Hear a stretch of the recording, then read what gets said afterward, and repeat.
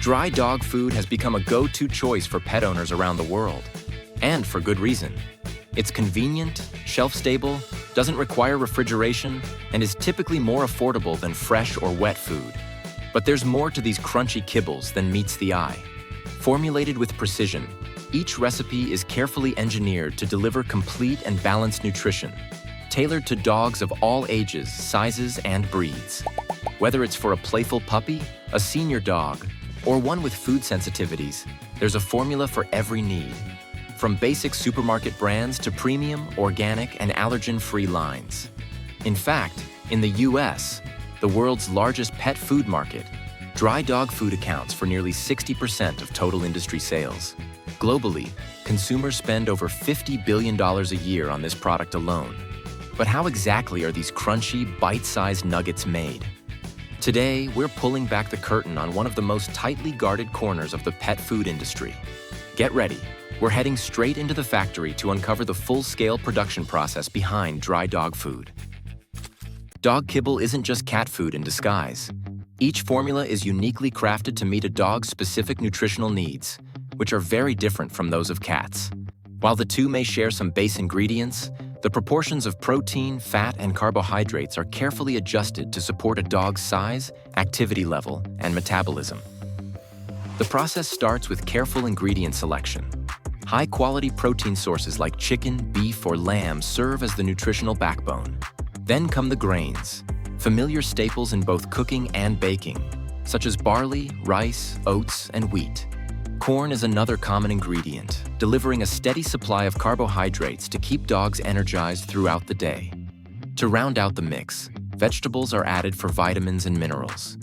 Fish is sometimes included too, providing omega fatty acids that support healthy skin and a shiny coat. And it's not just about fresh ingredients. Many facilities also incorporate frozen components like ground meat blends and nutrient-rich organ meats. These additions help boost the final product's nutritional value, ensuring a complete and balanced meal in every bite. Every day, the factory receives around 26 metric tons of various types of raw meat. Before anything gets processed, the first step is rigorous quality control, starting right at delivery and continuing inside a dedicated on-site laboratory. This step is critical. Most of the ingredients used are human-grade, meaning they meet the same safety and nutritional standards required for food destined for our dinner plates. Once the ingredients pass inspection, different types of meat are routed to separate processing lines, depending on their specific characteristics. For frozen cuts and large marrow bones, the work begins as soon as a shipment arrives. Each meat block weighs between 22 to 33 pounds. The transformation starts with grinding, and it happens in two key stages. First, the meat is loaded onto a feeding tray. The tray is then lifted and tilted, dumping the solid blocks into a heavy-duty grinder. Here, rotating blades tear the meat into large chunks. An internal auger then pushes these chunks downward while continuing to break them up, feeding them into a holding bin below. At this initial stage, the meat is coarsely ground into pieces roughly 2 inches by 1 inch. Next, it's time for fine grinding. The chunks travel by conveyor belt into a secondary grinder, which runs for about 10 minutes. This machine smooths out the texture and prepares the meat for uniform mixing. Inside, another auger feeds the meat forward while it's broken down even further, until the pieces are reduced to just a 1/4 inch in size. The result is a soft, pliable meat paste, perfectly prepped for blending with the rest of the formula. Fresh ingredients follow a similar path, with a few key differences. Like frozen meat, fresh proteins are also ground down. But thanks to their softer texture and lack of freezing, they only require a single pass through the grinder to reach the right consistency for blending. It's quicker, cleaner, and more efficient. While the meat is being processed, the vegetables get their turn. Frozen bags of diced corn, carrots, and leafy greens are unloaded and placed onto a conveyor. From there, the veggies head straight into a crusher, a machine that fluffs and separates the frozen clumps for easier handling.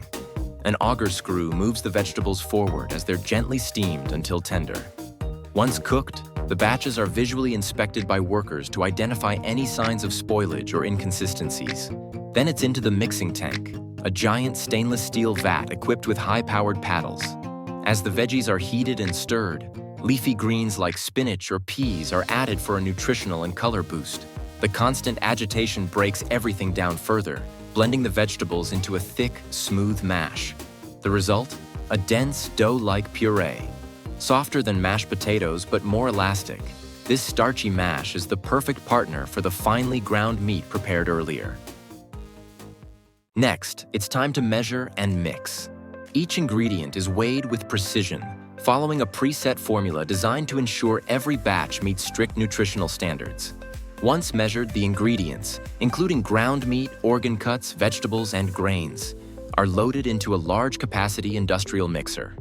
Inside, powerful paddles slowly churn the contents, carefully blending them together. The goal is even distribution, so that every bite of kibble contains the same balanced nutrients. At this stage, dry grain powders like milled rice, wheat, oats, and barley are also added to supply carbohydrates and help give structure to the final product. The recipe itself is carefully engineered. 70% lean muscle meat, 10% bone, 10% nutrient-rich organ meats like liver and lung, and the remaining 10% made up of vegetables and whole grains. Combined, they form a blend that's both highly nutritious and easy for dogs to digest. To help manage temperature during mixing, ice chips are added directly into the blend.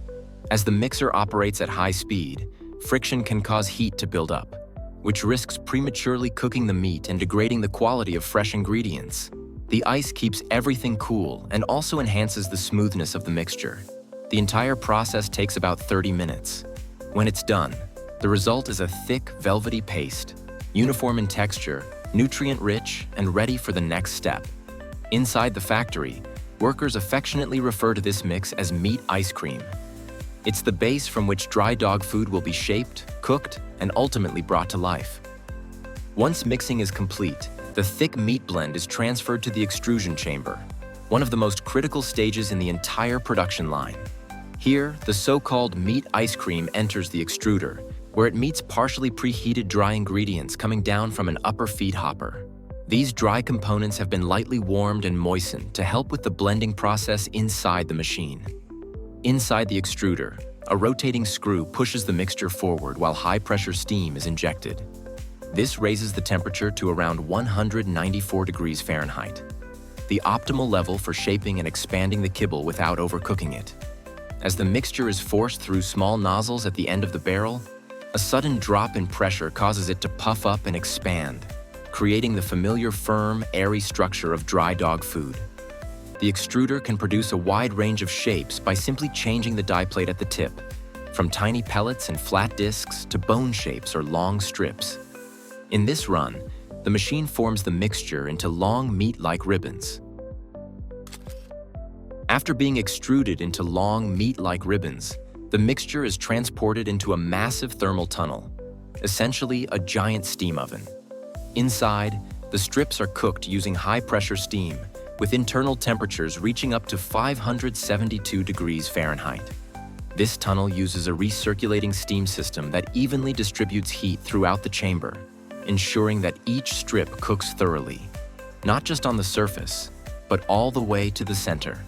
The result is a uniformly cooked product with consistent texture and moisture from edge to core. Once fully steamed, the cooked ribbons move directly into a second tunnel, this time a drying chamber. Here, hot air is blown continuously across the product, gradually evaporating any remaining moisture. As the water content drops, the texture changes. The soft, pliable strips begin to firm up and take on the dry, crisp character of finished kibble. By the time the ribbons reach the end of the drying tunnel, they're ready to be cut. Rotary blades slice the strips into uniform pieces, each one shaped and sized according to exact specifications. This production line can crank out up to 10,000 pounds of dry dog food every hour.